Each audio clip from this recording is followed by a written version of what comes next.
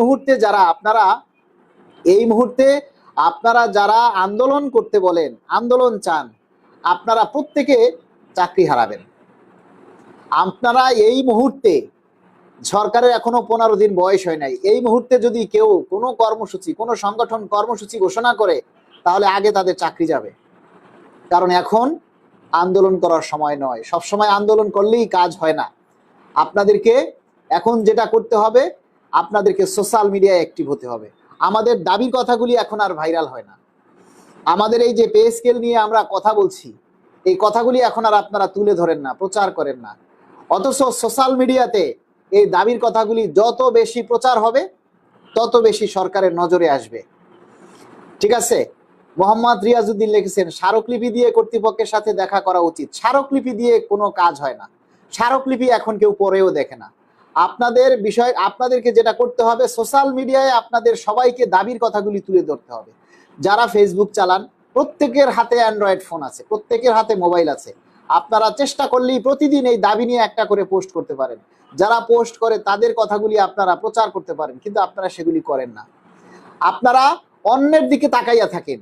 আপনারা অন্যের দিকে তাকাইয়া থাকেন, অন্যকে বলেন যে আপনারা স্মারকলিপি দেন, আপনারা কর্মসূচি দেন, আপনারা এইটা করেন, ওইটা করেন। আপনারা করতে পারেন না?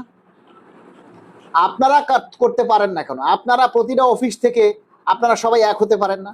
প্রত্যেকটা অফিসেরই তো কর্মচারী আছে, প্রত্যেকটা অফিসেরই তো পে স্কেলের দরকার না? তাহলে আপনারা কেন এই পে স্কেল বাস্তবায়ন নিয়ে আপনারা কেন সোচ্চার হন না? আমাদেরকে কেন কর্মসূচি ঘোষণা করতে বলেন? আমাদেরকে কেন ঘোষণা করতে হবে? আপনারা ঘোষণা করে আপনারা রাস্তায় নেমে পড়তে পারেন না? আপনাদের যদি এত সাহস থাকে, আপনাদের যদি এত সাহস থাকে, তাহলে আপনারা নিজেরাই তো রাস্তায় নামতে পারেন। আপনাদেরকে নামতে বলতে হবে কেন? আপনার দাবি আছে না? আপনার প্রয়োজন নাই? আপনার প্রয়োজনে আপনি রাস্তায় নেমে যান না, নামেন না, দেখি আপনাদের কত সাহস। সবসময় আন্দোলন করলে চলে না, আবার ফ্যাসিস্টদের সাথে আন্দোলন করলেও চলে না। এখন যারা ফ্যাসিস্ট আছে, বর্তমানে যারা আগের যারা ফ্যাসিস্ট, তাদের সাথে যদি আপনি রাস্তায় এখন আন্দোলনে নামেন, তাহলে আপনার চাকরি থাকবে না। আমরা আপনাদেরকে বলেছিলাম যে আপনারা প্রতিটি জেলা উপজেলায় শাখা কমিটি গঠন করেন, আপনারা ঐক্যবদ্ধ হন। আমাদের কথা আপনাদের ভালো লাগে না, আমাদের কথা আপনাদের কানে যায় না। আপনাদেরকে বলেছিলাম সাংগঠনিকভাবে আপনাদেরকে শক্তিশালী হতে। আমরা তারুণ্যের যে সংগঠন করেছি, বাংলাদেশ সরকারি কর্মকর্তা কর্মচারী কল্যাণ সমিতি, প্রতিটি জেলা উপজেলায় আপনাদেরকে বলেছিলাম কমিটি গঠন করার জন্য। আপনারা থেমে গেছেন, আপনাদের মধ্যে সচেতনতা নেই, আপনারা চান না। আপনারা মনে করেন যে কমিটি করে কি হবে? আরে ভাই, একটা কমিটি হলে সেখানে একটা দায়বদ্ধতা থাকে। আজকে যদি কর্মসূচি ঘোষণা করে, আমরা ধরুন কর্মসূচি ঘোষণা করলাম, কিন্তু আপনি পালন করলেন না, কি যায় আসে? আপনাকে আমি ধরতে পারবো না, আপনাকে আমি বলতে পারবো আপনি কর্মসূচি পালন করলেন না কেন? কিন্তু আপনার কাছে যদি আমার একটা কমিটি থাকে, তাহলে আপনাকে আমার জবাবদিহিতা করার সুযোগ আছে।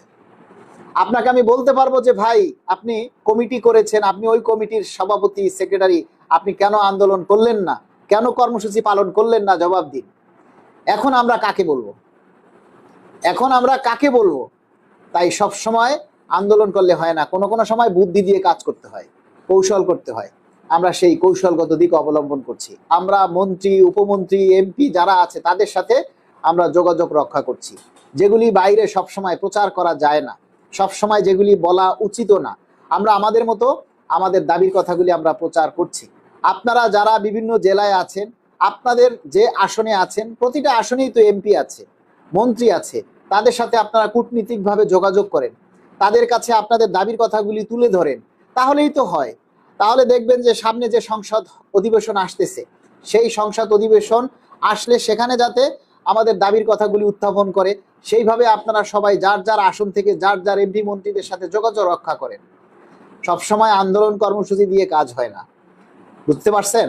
সবসময় আন্দোলন কর্মসূচি দিয়ে কাজ হয় না। আমরা মাননীয় প্রধানমন্ত্রীর কাছে আমরা অনুরোধ করব, আপনাদের মাধ্যমে আমরা অনুরোধ করতে চাই, আপনারা এই দাবিগুলি শেয়ার করে প্রচার করে পৌঁছে দিবেন।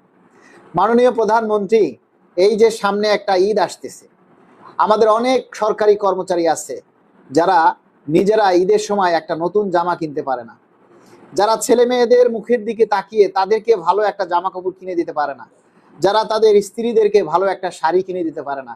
অনেক বাবা মা আছে তাদেরকে তারা ভালো একটা নতুন কাপড় চোপড় কিনে দিতে পারে না। আমাদের একজন কর্মচারী কয় টাকা বোনাস পায় বলেন? যদি ৮,২৫০ টাকা তার স্কেল হয়, তাহলে সে ৮,২৫০ টাকা বোনাস পাবে। ৮,২৫০ টাকা দিয়ে কি করবে বলেন? আজকে কর্মচারীরা ধার দেনায় জর্জরিত। প্রত্যেকটা কর্মচারী ধার দেনায় জর্জরিত। তারা এই যে যে বোনাসটা পাবে, ৮,০০০, ১০,০০০ বা ১২,০০০, ১৫,০০০ টাকা যারা বোনাস পাবে, এই বোনাস দিয়ে কি করবে বলেন তো? এই বোনাস দিয়ে তারা কি এই সেমাই চিনি কিনবে, নাকি ঘরের যারা পরিবার আছে তাদের জন্য নতুন কাপড় চোপড় কিনবে, নাকি আগের ধার দেনা মিটাবে? আমরা আপনাদেরকে বলতে চাই, এই যে ক্ষমতায় এসে আপনার তো আগেই সরকারি কর্মচারীদের দিকে নজর দেওয়া উচিত ছিল। আপনি যেভাবে সাধারণ মানুষের কথা চিন্তা করেন, যেভাবে শিক্ষকদের কথা চিন্তা করেন মাননীয় প্রধানমন্ত্রী, সেভাবে কিন্তু আমাদের সাধারণ সরকারি কর্মচারীদের কথাও আপনার চিন্তা করা উচিত ছিল। আপনি যদি শুধু মুখ দিয়ে বলতেন যে সরকারি কর্মকর্তা কর্মচারীরা তোমরা শান্ত হও, পে স্কেল ইনশাল্লাহ আমি দেব, একটু সময় দাও, তাও আমরা মনের মধ্যে একটু স্বস্তি পেতাম, তাও আমরা মনের মধ্যে একটু শান্তি পেতাম যে যাক, আমাদের মাননীয় প্রধানমন্ত্রী যখন বলেছেন আমরা পে স্কেল অবশ্যই পাবো। আপনি তো সেটাও বললেন না, তাহলে আমরা কিভাবে আশ্বস্ত হব আপনি বলুন? মাননীয় প্রধানমন্ত্রী, আপনার কাছে এই ২২ লক্ষ কর্মচারীদের পক্ষ থেকে আমরা আপনার কাছেও মিনতি জানাই, আপনি দয়া করে ঈদের আগে আপনি আমাদের পে স্কেলের সম্পর্কে একটা সুসংবাদ দিন, যাতে প্রতিটা সরকারি কর্মচারী অন্তত হাসি মুখে ঈদ উদযাপনটা করতে পারে। আরে নতুন কাপড় চোপড় আমরা নাই পরি, না হয় পুরান কাপড় দিয়ে ঈদ করব, কিন্তু মনের মধ্যে একটা শান্তি চাই যে মাননীয় প্রধানমন্ত্রী বলেছেন আমাদেরকে পে স্কেল দিবেন। উনি নির্বাচনের আগে বলেছেন আর নির্বাচনের পরে ক্ষমতায় গ্রহণ করে বলা দুইটা কথার মধ্যে অনেক তফাৎ। মাননীয় প্রধানমন্ত্রী, আপনি ক্ষমতা গ্রহণ করে প্রধানমন্ত্রী হয়েছেন, আপনি এখন সাধারণ মানুষের জন্য ফ্যামিলি কার্ড করছেন, ওয়েলকাম, আপনাকে বাহবা জানাই যে আপনি সাধারণ মানুষের কথা চিন্তা করছেন। আপনি শিক্ষকদের হাতে ট্যাব তুলে দিচ্ছেন, আর আপনারা যারা সাধারণ কর্মচারী, নিম্ন গ্রেডে যারা নিম্ন বেতনে চাকরি করে, তাদের তো কিছু বললেন না, তাদের ব্যাপারে কিছু বলুন, আমরা একটু সন্তুষ্ট হই, আমরা আমাদের আত্মায় একটু শান্তি পাওক, আমরাও যাতে একটু আশ্বস্ত হতে পারি যে মাননীয় প্রধানমন্ত্রী আমাদের নিয়েও চিন্তা করছেন। আমি কি ভুল বলেছি আপনারা বলুন? যারা লাইভে আছেন আপনারা কমেন্টস করে একটু জানান যে না, আমার কথাগুলি ভুল, আমি ভুল বলছি, এগুলি আমি যে কথাগুলি বলছি এগুলি কি আপনাদের কথা নয়? তাহলে আপনাদেরকে আমার শেয়ার করতে বলতে হবে কেন? এটা কি আপনাদের নৈতিক দায়িত্ব না? আপনি পে স্কেল চাচ্ছেন, পে স্কেল পেতে চাচ্ছেন, কিন্তু পে স্কেল আদায় করার জন্য যে এই যে ভাইটা আপনাদের জন্য শ্রম দিচ্ছে, পরিশ্রম করছে, আমাকে সহযোগিতা করা আপনাদের উচিত না? আমি যে এই যে আপনার দাবির কথাগুলি তুলে ধরছি, এগুলি প্রচার করা আপনাদের উচিত না? এগুলি শেয়ার করে এগুলিতে যত বেশি আপনি মন্তব্য করবেন, পজিটিভ মন্তব্য করবেন, এগুলি কিন্তু পর্যালোচনা করা হয়। আরেকটা বিষয়, আমার এই ভোরের আলো, আপনাদের এই যে ভোরের আলো যে পরিবারটা রয়েছে,